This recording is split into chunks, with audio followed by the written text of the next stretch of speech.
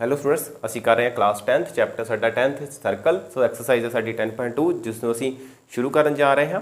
ਇਸ ਤੋਂ ਪਹਿਲਾਂ ਐਕਸਰਸਾਈਜ਼ ਜਿਹੜੀ 10.1 ਹੈ ਜਾਂ ਇਸ ਚੈਪਟਰ ਜੋ ਇੰਟਰੋਡਕਸ਼ਨ ਹੈ ਜਾਂ ਦੋ ਥਿਊਰਮਸ ਹਨ ਜਿਹੜੀਆਂ ਉਹਨਾਂ ਨੂੰ ਤੁਸੀਂ ਪਹਿਲਾਂ ਜ਼ਰੂਰ ਵੇਖੋ। ਸੋ ਸ਼ੁਰੂ ਕਰਦੇ ਹਾਂ ਆਪਣਾ ਕੁਐਸਚਨ ਫਸਟ।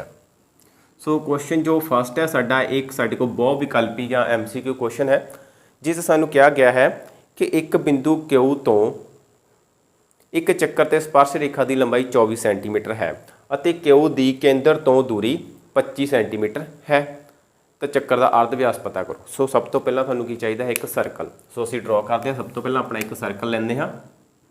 ਸੋ ਇਹ ਦੇਖੋ ਸਾਡੇ ਕੋਲ ਇੱਕ ਸਾਡਾ ਜਿਹੜਾ ਸਰਕਲ ਹੈ ਉਹ ਆ ਜਾਂਦਾ ਹੈ। ਸੋ ਇਸ ਦਾ ਇੱਕ ਕੇਂਦਰ ਹੋ ਗਿਆ ਸਾਡੇ ਕੋਲ O। ਸੋ ਇਹ ਤਾਂ ਹੋ ਗਿਆ ਸਾਡੇ ਕੋਲ। ਸੋ ਇਸ ਤੋਂ ਬਾਅਦ ਸਾਨੂੰ ਕਿਹਾ ਗਿਆ ਸੀ ਕਿ ਇੱਕ ਬਿੰਦੂ Q ਤੋਂ ਇੱਕ ਚੱਕਰ ਤੇ ਸਪਰਸ਼ ਰੇਖਾ ਦੀ ਲੰਬਾਈ। ਸੋ ਇੱਥੇ ਸਾਡੇ ਕੋਲ ਇੱਕ ਚੱਕਰ ਤੇ ਬਿੰਦੂ ਆਉਂਦਾ ਹੈ ਜਿਸ ਦਾ ਨਾਮ ਰੱਖਦੇ ਅਸੀਂ P। ਸੋ P ਰੱਖਿਆ ਅਸੀਂ। ਸੋ ਇਸ ਪੁਆਇੰਟ ਤੋਂ ਜਿਹੜੀ ਚੱਕਰ ਦੀ ਸਪਰਸ਼ ਰੇਖਾ ਦਾ ਇੱਕ ਹੋਰ ਬਿੰਦੂ ਹੈ ਸਾਡੇ ਕੋਲ Q। ਇਹ ਪੁਆਇੰਟ ਸਾਡੇ ਕੋਲ ਇਸ ਸਾਈਡ ਤੇ ਬਣਦਾ ਇੱਕ Q।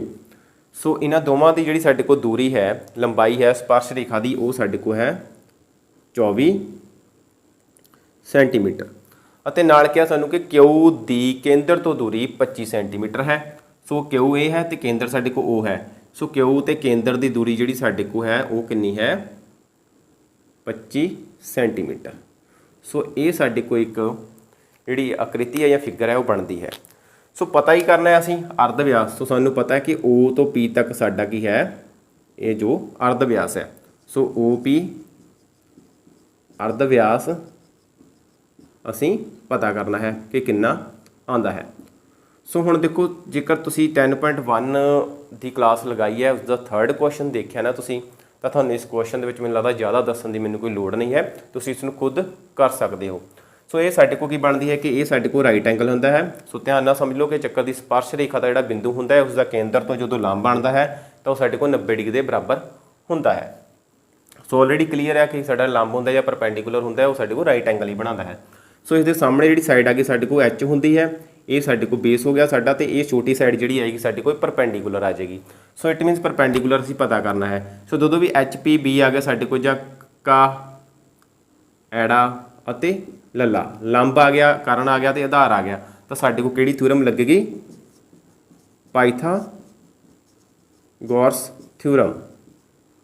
ਸੋ ਇਸ ਪਾਇਥਾਗੋਰਸ ਥਿਊਰਮ ਦੀ ਅਸੀਂ ਜ਼ਿਆਦਾ ਚਰਚਾ ਨਹੀਂ ਕਰਾਂਗੇ ਕਿਉਂਕਿ ਅਸੀਂ ਆਪਣੀ ਲਾਸਟ ਕਲਾਸ ਦੇ ਵਿੱਚ ਵੀ ਕਰ ਚੁੱਕੇ ਹਾਂ ਐਕਸਰਸਾਈਜ਼ 10.1 ਦੇ ਵਿੱਚ। ਸੋ ਇਹ ਸਾਡੇ ਕੋਲ ਬਰਾਬਰ ਹੁੰਦੀ ਹੈ H² = P² + B²। So what is H? H ਕਿੰਨਾ ਹੈ? 25। ਸੋ 25 ਸੈਂਟੀਮੀਟਰ ਦਾ ਵਰਗ ਆ ਗਿਆ ਸਾਡੇ ਕੋਲ, ਬਰਾਬਰ ਆ ਗਿਆ ਸਾਡੇ ਕੋਲ P ਕਿੰਨਾ ਹੈ ਸਾਡੇ ਕੋਲ? OP।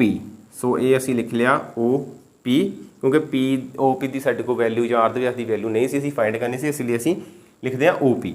ਸੋ ਪਲੱਸ ਆ ਗਿਆ ਸਾਡੇ ਕੋਲ ਬੇਸ PQ ਜੋ ਹੈ ਸਾਡੇ ਕੋਲ 24। ਇਹ ਆ ਗਿਆ ਸਾਡੇ ਕੋਲ 24 ਸੈਂਟੀਮੀਟਰ ਦਾ ਸਕੁਅਰ।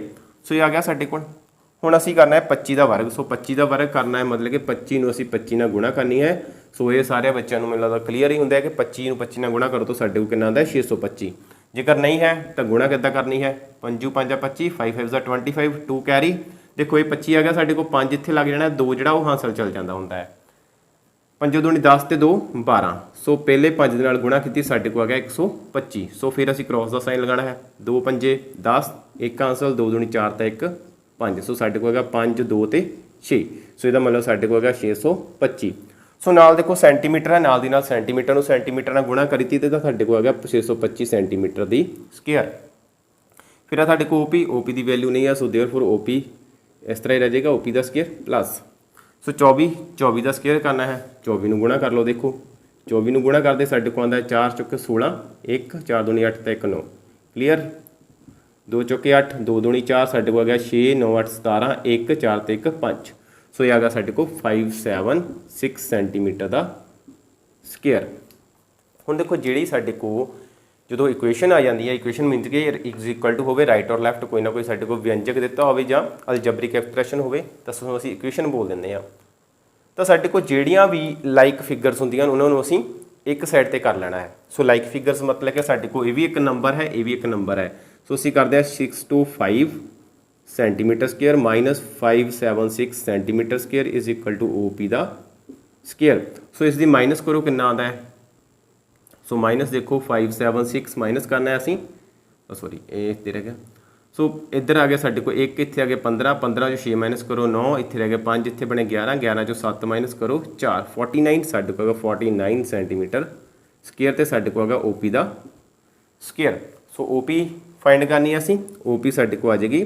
ਸੋ ਇਸ ਦਾ ਜਿਹੜਾ ਸਕੁਅਰ ਹੈ ਸਾਡੇ ਕੋਲ ਪਲੱਸ ਮਾਈਨਸ ਹੋ ਜਾਏਗਾ। ਸੋ ਇਹ ਵੀ ਦੱਸ ਦਿੱਤਾ ਹੈ ਅਸੀਂ ਆਪਣੇ 10.1 ਕੁਐਸਚਨ 3 ਦੇ ਵਿੱਚ। ਸੋ OP ਪਲੱਸ ਮਾਈਨਸ ਸਾਡੇ ਕੋਲ ਆ ਗਈ 49 ਸੈਂਟੀਮੀਟਰ ਦਾ ਸਕੁਅਰ। ਸੋ ਸੈਂਟੀਮੀਟਰ ਸਕੁਅਰ ਜਿਹੜਾ ਹੈ ਰੂਟ ਜਿਹੜਾ ਉਸ ਦੇ ਨਾਲ ਕੈਂਸਲ ਹੋ ਜਾਂਦਾ ਹੈ। ਸੋ ਸਾਡੇ ਕੋਲ ਕੀ ਰਹਿੰਦਾ ਹੈ, OP is equal two plus minus 49। So centimetre ਹੁਣ ਅਸੀਂ ਰੂਟ ਤੋਂ ਬਾਹਰ ਲਿਖਾਂਗੇ ਕਿਉਂਕਿ ਉਸ ਦਾ ਜਿਹੜਾ ਸਕੁਅਰ ਹੈ ਉਹ ਕੈਂਸਲ ਹੋ ਗਿਆ। ਸੋ OP ਆ ਗਈ ਸਾਡੇ ਕੋਲ 49 ਦਾ ਰੂਟ ਕਿੰਨਾ ਹੋ ਗਿਆ 7, 7 7 49 ਹੁੰਦੇ ਆ ਨਾ, ਸਾਡੇ ਕੋਲ ਹੋ ਗਿਆ 7 ਸੈਂਟੀਮੀਟਰ। ਮਤਲਬ ਕਿ 49 ਦਾ 7 ਕਿੱਦਾਂ ਆਇਆ ਕਿ ਕਿਹੜੀ ਸੰਖਿਆ ਨੂੰ ਅਸੀਂ 2 ਵਾਰੀ ਗੁਣਾ ਕਰੀਏ ਸਾਡੇ ਕੋਲ 49 ਆਏ। ਸੋ 49 ਦਾ ਜੇਕਰ ਅਸੀਂ 7 ਨੂੰ 7 ਨਾਲ ਗੁਣਾ ਕਰਾਂਗੇ 7 7 ਦਾ 49, 7 7 49 ਹੁੰਦਾ ਹੈ। ਸੋ ਇਸ ਲਈ OP ਆ ਗਈ 7 ਸੈਂਟੀਮੀਟਰ।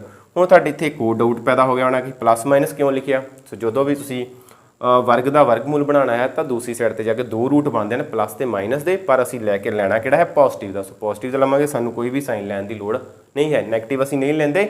ਸੋ ਕਲਾਸਿਸ ਦੇਖਦੇ ਰਹੋ, ਪਹਿਲੇ ਵਾਲੀਆਂ ਵੀ ਨੈਕਸਟ ਵੀ, ਤਾਂ ਤੁਹਾਨੂੰ ਸਾਰੇ ਕਨਸੈਪਟ ਕਲੀਅਰ ਹੁੰਦੇ ਰਹਿਣਗੇ ਕਿਉਂਕਿ ਕੁਝ ਗੱਲਾਂ ਕਲਾਸਿਸ ਦੇ ਵਿੱਚ ਪਹਿਲਾਂ ਹੀ ਦੱਸ ਦਿੱਤੀਆਂ ਜਾਂਦੀਆਂ ਹਨ। ਸੋ ਇਹ ਸੀ ਸਾਡਾ 10.2 ਦਾ ਕੁਐਸਚਨ ਨੰਬਰ ਫਸਟ। ਕੀ ਦਿੱਤਾ ਗਿਆ ਕੁਐਸਚਨ ਸੈਕੰਡ ਤੁਹਾਡੇ ਕੋਲ ਕਿ ਚਿੱਤਰ 10.11 ਵਿੱਚ ਜੇਕਰ TQ ਕੇਂਦਰ O ਵਾਲੇ ਕਿਸੇ ਚੱਕਰ ਤੇ 2 ਸਪਰਸ਼ ਰੇਖਾਵਾਂ ਇਸ ਤਰ੍ਹਾਂ ਹਨ ਕਿ POQ ਜਿਹੜਾ ਹੈ, ਸੋ ਗਿਵਨ ਕੀ ਹੈ ਤੁਹਾਡੇ ਕੋਲ POQ 110 ਡਿਗਰੀ ਬਣ ਰਿਹਾ ਹੈ। ਸੋ 2 ਸਪਰਸ਼ ਰੇਖਾਵਾਂ ਨੇ ਤੁਹਾਡੇ ਕੋਲ ਕਿਹੜੀਆਂ, ਇੱਕ TP ਅਤੇ ਦੂਸਰੀ TQ। ਸੋ ਚੱਕਰ ਦਾ ਕੇਂਦਰ ਉਹ ਹੈ ਸਾਡੇ ਕੋਲ। ਤਾਂ ਅਸੀਂ ਪਤਾ ਕੀ ਕਰਨਾ ਹੈ, ਤਾਂ ਐਂਗਲ PTQ ਪਤਾ ਕਰੋ। ਸੋ ਸਭ ਤੋਂ ਪਹਿਲਾਂ ਜੋ ਸਾਡੇ ਕੋਲ ਫਿਗਰ ਦਿੱਤੀ ਗਈ ਉਸ 'ਤੇ ਧਿਆਨ ਦਿੰਦੇ ਹਾਂ ਕਿ ਸਾਡੇ ਕੋਲ ਕੀ ਹੈ। ਇਹ ਦੇਖੋ ਸਾਡੇ ਕੋਲ ਇੱਕ ਇਸ ਤਰ੍ਹਾਂ ਸਰਕਲ ਹੈ ਤੇ ਉਸ ਦਾ ਕੇਂਦਰ ਜਿਹੜਾ ਹੈ ਉਹ ਹੈ। ਤਾਂ ਇਸ ਦੇ ਉੱਪਰ ਸਾਡੇ ਕੋਲ POQ ਕਿੰਨਾ ਬਣ ਰਿਹਾ ਹੈ 110। ਸੋ TP ਅਤੇ TQ ਸਾਡੇ ਕੋਲ ਕੀ ਹਨ 2 ਸਪਰਸ਼ ਰੇਖਾਵਾਂ। ਇਹਦਾ ਮਤਲਬ ਕਿ ਇੱਕ ਪੁਆਇੰਟ ਸਾਡੇ ਕੋਲ T ਹੈ ਇਸ ਤੇ ਬਾਹਰ ਸਾਈਡ, ਤੇ ਇੱਥੋਂ ਇੱਕ ਸਪਰਸ਼ ਰੇਖਾ ਸਾਡੇ ਕੋਲ ਇਸ ਤਰ੍ਹਾਂ ਬਣ ਰਹੀ ਹੈ ਤੇ ਦੂਸਰੀ ਸਾਡੇ ਕੋਲ ਇਸ ਸਾਈਡ ਤੋਂ ਬਣ ਰਹੀ ਹੈ। ਸੋ ਇਸ ਤਰ੍ਹਾਂ 2 ਜਿਹੜੀਆਂ ਸਪਰਸ਼ ਰੇਖਾਵਾਂ ਉਹ ਬਣ ਰਹੀਆਂ ਹਨ। ਸੋ ਇਸ ਦੇ ਕੇਂਦਰ ਨੂੰ ਅਸੀਂ ਕੇਂਦਰ ਬਿੰਦੂ ਨੂੰ ਇੱਧਰ ਵੀ ਮਿਲਾਉਂਦੇ ਹਾਂ ਤੇ ਇਸ ਦੇ ਕੇਂਦਰ ਬਿੰਦੂ ਨੂੰ ਅਸੀਂ ਇਸ ਸਾਈਡ 'ਤੇ ਵੀ ਮਿਲਾਤਾ। ਸੋ ਇਹ ਸਾਡੇ ਕੋਲ ਕੀ ਹੋ ਗਿਆ, ਇੱਕ ਸਾਡੇ ਕੋਲ ਹੈ P ਅਤੇ ਦੂਸਰੀ ਹੈ ਸਾਡੇ ਕੋਲ ਪੁਆਇੰਟ Q। ਸੋ ਇਸ ਤਰ੍ਹਾਂ ਸਾਡੇ ਕੋਲ ਦਿੱਤੇ ਗਏ ਹਨ। ਸੋ ਇਹ ਜਿਹੜਾ ਐਂਗਲ ਹੈ ਸਾਡੇ ਕੋਲ ਇਹ ਦਿੱਤਾ ਗਿਆ 110 ਡਿਗਰੀ। ਹੁਣ ਅਸੀਂ ਇਹ ਤਾਂ ਸਿੱਖ ਲਿਆ ਲਾਸਟ ਕਲਾਸ ਦੇ ਵਿੱਚ ਕਿ ਚੱਕਰ ਦੇ ਜਿਹੜੇ ਕੇਂਦਰ ਤੋਂ ਸਪਰਸ਼ ਬਿੰਦੂ ਤੇ ਜਿਹੜਾ ਲੰਬ ਖਿੱਚਿਆ ਜਾਂਦਾ ਹੈ ਉਹ ਕਿੰਨੇ ਦਾ ਕੋਣ ਬਣਾਉਂਦਾ ਹੈ 90 ਡਿਗਰੀ। ਇਹਦਾ ਮਤਲਬ ਇਹ ਦੋਵੇਂ ਕੋਣ ਜਿਹੜੇ ਸਾਡੇ ਕੋਲ ਕਿੰਨੇ ਹੋਣਗੇ 90 ਡਿਗਰੀ ਅਤੇ 90 ਡਿਗਰੀ। ਹੁਣ ਥੋੜਾ ਜਿਹਾ ਅਸੀਂ ਧਿਆਨ ਦਈਏ ਤਾਂ OPTQ ਇੱਕ ਚਤੁਰਭੁਜ ਹੈ, ਠੀਕ ਹੈ, ਜਿਸ ਵਿੱਚ ਸਾਡੇ ਕੋਲ ਕੀ ਬਣਦਾ ਹੈ ਐਂਗਲ ਸਾਡੇ ਕੋਲ ਇੱਕ P ਹੈ ਪਲੱਸ ਇੱਕ ਐਂਗਲ O ਹੈ ਪਲੱਸ ਐਂਗਲ Q ਹੈ ਪਲੱਸ ਐਂਗਲ T ਹੈ ਇਜ਼ ਇਕੁਅਲ ਟੂ ਹੈ ਸਾਡੇ ਕੋਲ 360 ਡਿਗਰੀ। ਕਿਉਂਕਿ ਇੱਕ ਚਤੁਰਭੁਜ ਦੇ ਜੋ ਕੋਣਾਂ ਦਾ ਜੋੜ ਹੁੰਦਾ ਹੈ ਸਾਡੇ ਕੋਲ ਕਿਹਦੇ ਬਰਾਬਰ ਹੁੰਦਾ ਹੈ 360 ਡਿਗਰੀ ਦੇ। ਬੇਸ਼ੱਕ ਉਹ ਅੰਦਰਲੇ ਕੋਣ ਹੋਣ ਬੇਸ਼ੱਕ ਬਾਹਰਲੇ ਹੋਣ, ਸਾਡੇ ਕੋਲ ਦਾ ਕੋਣ ਜਿਹੜਾ ਜੋੜ ਬਣੇਗਾ ਉਹ 360 ਡਿਗਰੀ ਬਣੇਗਾ। ਸੋ ਐਂਗਲ P ਮਤਲਬ ਕਿ ਸਾਡੇ ਕੋਲ 90 ਡਿਗਰੀ। ਸੋ ਐਂਗਲ O ਮਤਲਬ ਕਿ ਇਸ ਐਂਗਲ ਦੀ ਗੱਲ ਕੀਤੀ ਜਾ ਰਹੀ ਹੈ ਜੋ ਸਾਡੇ ਕੋਲ ਗਿਵਨ ਦਿੱਤਾ ਹੈ POQ, ਠੀਕ ਹੈ। ਮੈਂ ਕੰਪਲੀਟ ਐਂਗਲ ਨਹੀਂ ਲਿਖਿਆ ਕਿ POQ ਲਿਖਾਂ ਜਾਂ ਕੁਝ ਵੀ ਲਿਖਾਂ, ਸਿਰਫ ਪੁਆਇੰਟਸ ਲਏ ਹਨ। ਸੋ ਇਹ ਹੈ ਸਾਡੇ ਕੋਲ 110 ਡਿਗਰੀ, ਐਂਗਲ Q ਵੀ ਸਾਡੇ ਕੋਲ 90 ਡਿਗਰੀ ਆ ਗਿਆ plus angle T is equal to ਬਰਾਬਰ ਆ ਗਿਆ ਸਾਡੇ ਕੋਲ 360 ਡਿਗਰੀ।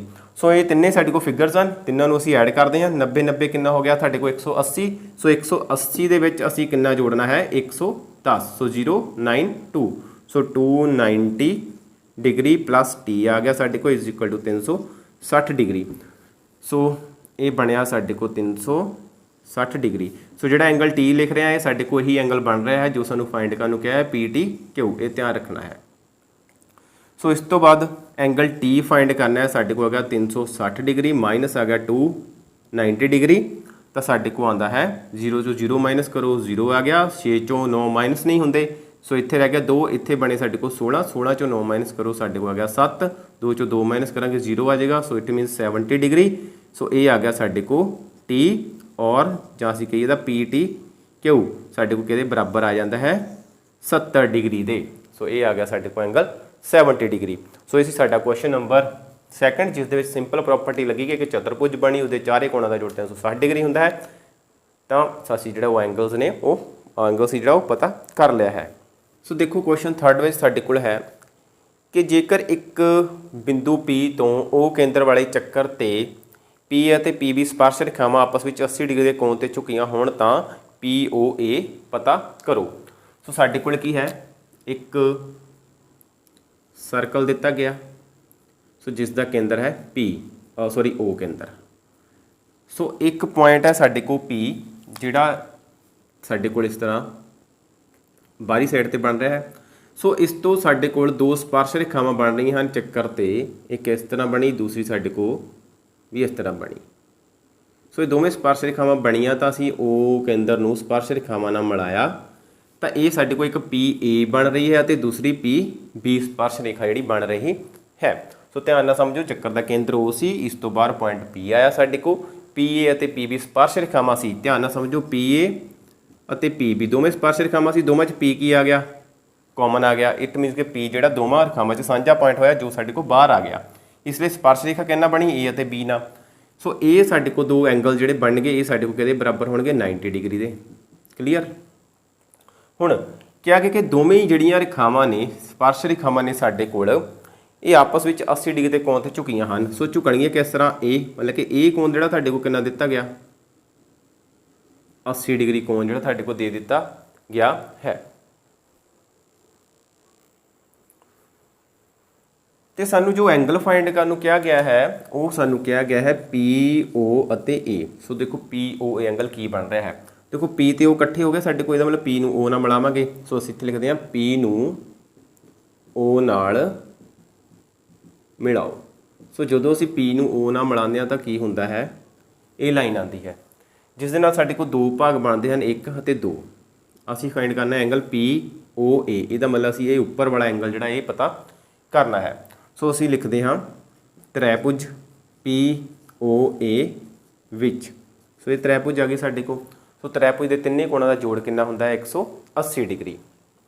सो ध्यान नाल समझो, साडे को आएगा angle A plus angle POA, जो एंगल फाइंड करना है A साडे को आ गया, प्लस ये दो एंगल आ गए साडे को, तीसरा है साडे को एंगल OPA, एंगल OPA बराबर 180 डिग्री। सो इसनूं असीं मानते हैं इक्वेशन साडी फस्ट।